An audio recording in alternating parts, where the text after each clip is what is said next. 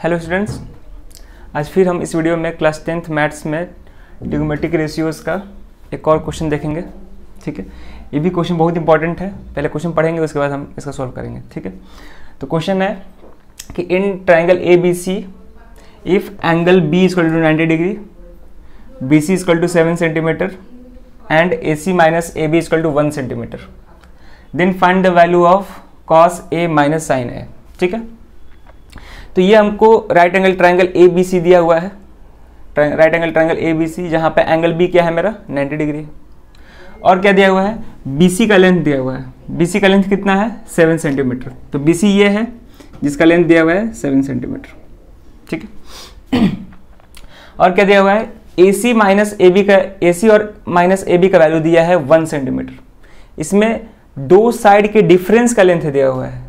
ठीक है ना, एक साइड का लेंथ नहीं दिया है, दो साइड का डिफरेंस का लेंथ दिया हुआ है। A C minus A B कितना है 1 सेंटीमीटर। ठीक है, और क्या दिया हुआ है, हाँ इतना इन्फॉर्मेशन दिया हुआ है, और तुमसे बोला गया है कि then find the value of cos A minus sine A.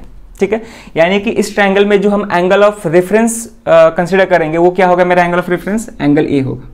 ठीक है, क्योंकि हमको जो भी ट्रिग्नोमेट्रिक रेशियो का वैल्यू निकालना है वो किस एंगल पे निकालना है, एंगल ए पे निकालना है, तो मेरा एंगल ऑफ रेफरेंस कौन होगा, एंगल ए हो जाएगा। ठीक है, अब हमको मालूम है कि ट्रिग्नोमेट्री में जो भी हम एंगल ऑफ रेफरेंस लेते हैं उसके सामने वाला साइड क्या होता है, परपेंडिकुलर, यानी कि एंगल ए के लिए बीसी कौन सा साइड होगा, परपेंडिकुलर होगा। ठीक है, एंगल ए के साथ जो साइड है, मतलब एंगल ए जिस साइड पे बन रहा है, जिस साइड पे ये एंगल ए बन रहा है वो क्या कहलाएगा, बेस।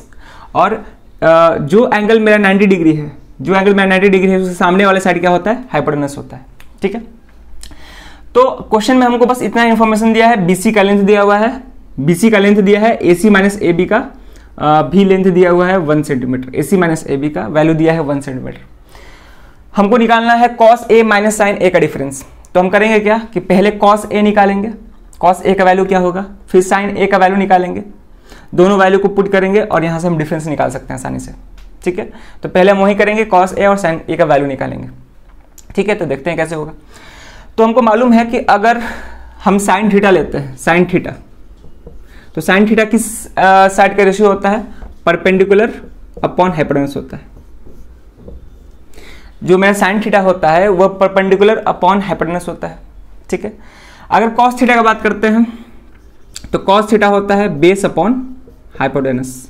ठीक है, ये सब तो आता होगा। ठीक है, साइन थीटा परपेंडिकुलर और हाइपोटेनस का रेशियो होता है, कॉस थीटा बेस और हाइपोटेनस का रेशियो होता है।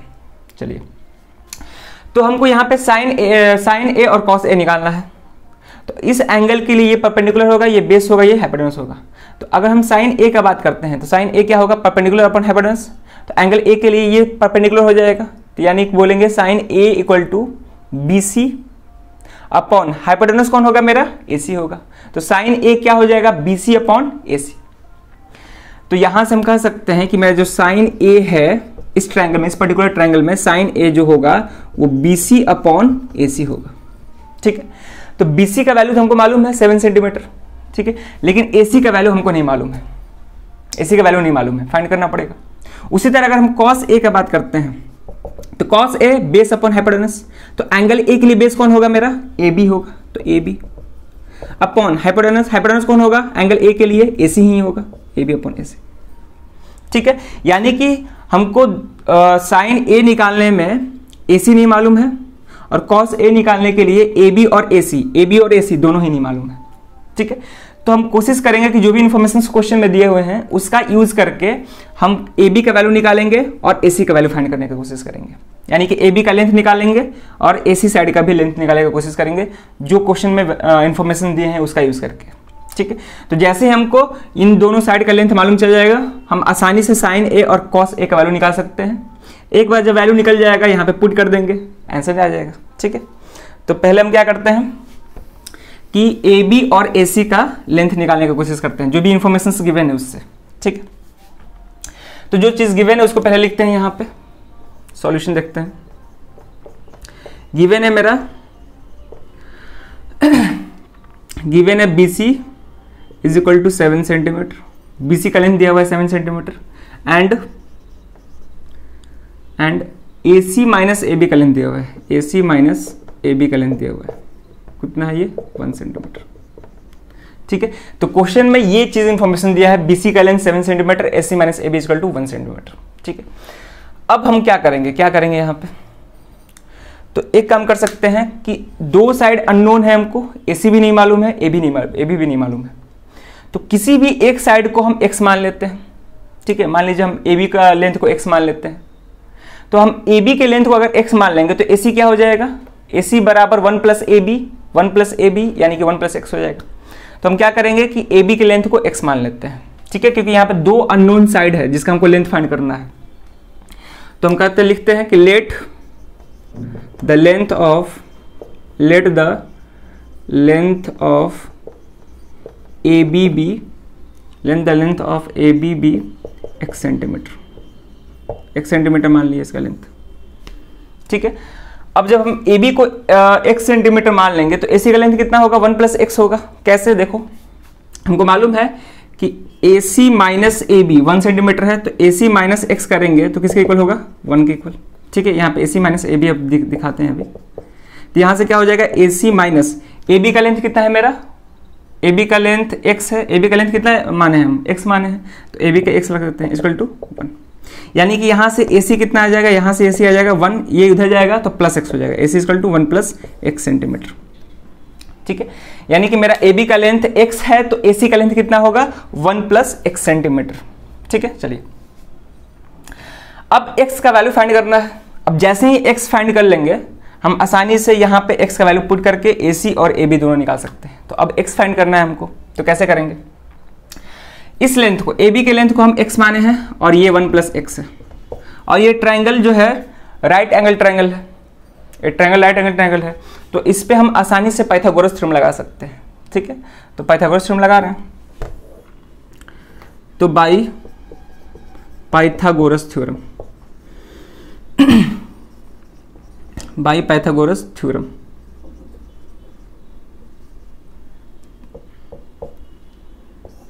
ठीक है, तो यहाँ पे हम पाइथागोरस थ्योरम लगा रहे हैं, तो पाइथागोरस थ्योरम मालूम है h square equal to P square plus B square. तो h क्या है मेरा इस ट्रायंगल में, h मेरा हाइपोटेनस कौन है, AC है, तो AC का स्क्वायर इक्वल टू परपेंडिकुलर कौन है मेरा, BC है, तो BC का स्क्वायर प्लस बेस क्या है यहाँ पे AB है, तो AB का स्क्वायर। ठीक है, AB का स्क्वायर, सॉरी, तो यहाँ पे सबका वैल्यू पुट कर देंगे। AC कितना है मेरा, 1 प्लस एक्स है, AC का वैल्यू कितना है, 1 प्लस एक्स इसका whole square equal to BC कितना है, BC का लेंथ 7 सेंटीमीटर है, तो 7 का स्क्वायर प्लस AB का लेंथ कितना है, x, तो x का स्क्वायर। तो यहाँ पे हम इसको a प्लस बी के होल स्क्वायर पर तोड़ सकते हैं, a प्लस बी के होल स्क्वायर पर तोड़ सकते हैं। तो a प्लस बी का होल स्क्वायर क्या होता है, ये होता है a square plus B square plus 2ab। ठीक है, जहाँ पे a की जगह पे क्या है, 1 है मेरा, b की जगह पे क्या है, x है।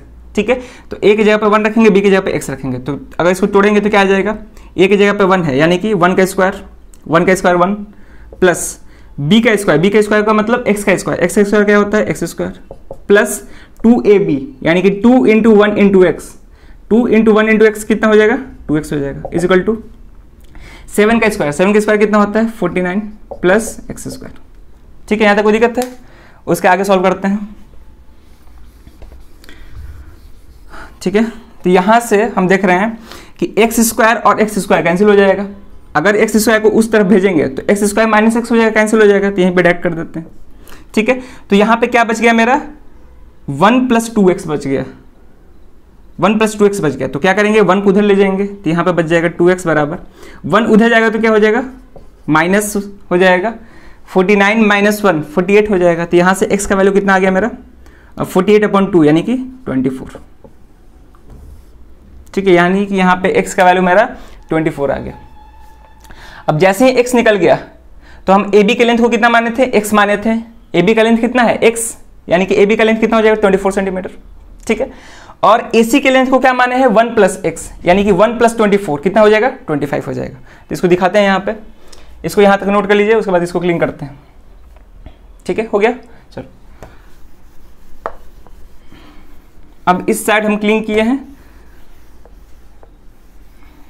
चलो यहाँ पे सॉल्व करते हैं। तो AB का लेंथ कितना हम माने थे, AB को हम लिखेंगे since AB equal to x सेंटीमीटर माने थे, ए बी कितना माने, ए बी 1 सेंटीमीटर माने थे, यानी कि ए बी का लेंथ कितना आ गया एक्चुअली में, एक्स का वैल्यू कितना है 24, यानी कि 24 सेंटीमीटर।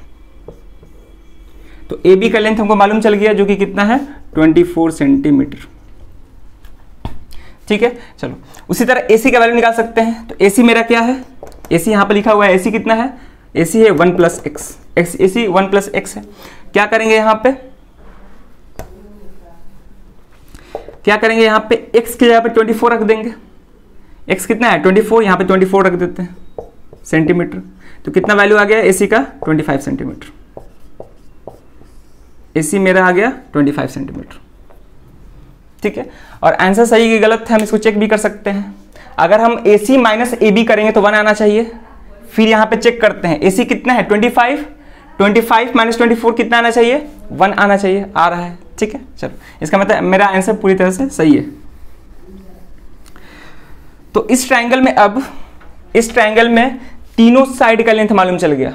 BC का लेंथ तो पहले से गिवन था 7 सेंटीमीटर, AB का लेंथ कितना आ गया 24 सेंटीमीटर, और AC का लेंथ कितना आया है 25 सेंटीमीटर। अब तीनों साइड का लेंथ मालूम चल गया, अब आसानी से हम cos A sin A का वैल्यू निकाल सकते हैं। ठीक है, तो इतना दूर हम क्लीन कर रहे हैं, उसके बाद हम आगे सॉल्व कर रहे हैं। इसको लिख लीजिए पूरा। ठीक है, क्लीन कर रहे हैं।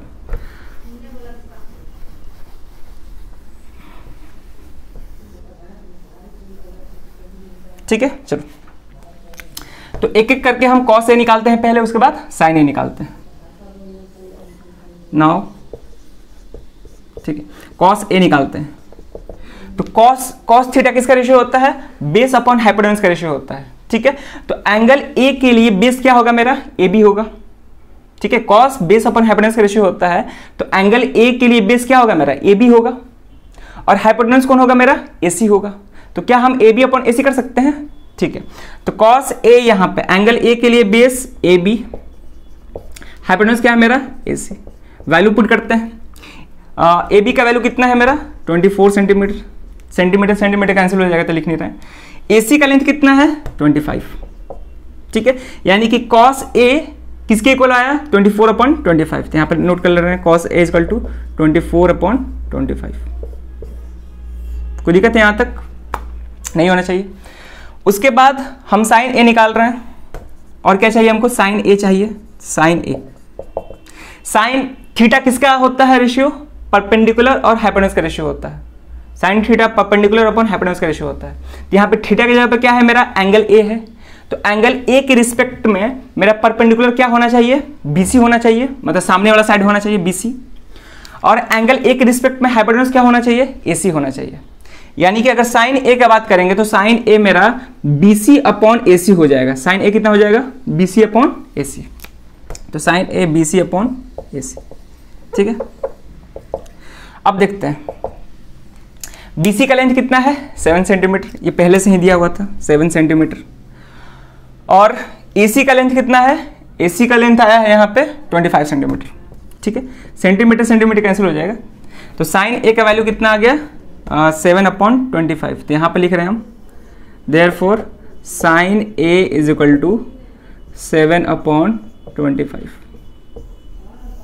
sin A का वैल्यू निकल गया। अब हमको cos A भी मालूम चल गया, sin A भी मालूम चल गया, दोनों का वैल्यू मालूम चल गया। तो सिंपली क्या करेंगे, हमको cos A minus sin A इस एक्सप्रेशन का वैल्यू निकालना था। तो cos A की जगह पे वैल्यू पुट करेंगे 24/25, sin A की जगह पे 7/25 पुट करेंगे, वहां से सॉल्व करेंगे तो हमको आंसर मिल गया। ठीक है, तो therefore value of cos A minus sin A is equal to, यहाँ पे सॉल्व कर रहे हैं, cos A कितना है मेरा, cos A है 24/25, यहीं पे लिख रहे हैं cos A है 24/25, cos A 24/25 minus sin A कितना है 7/25।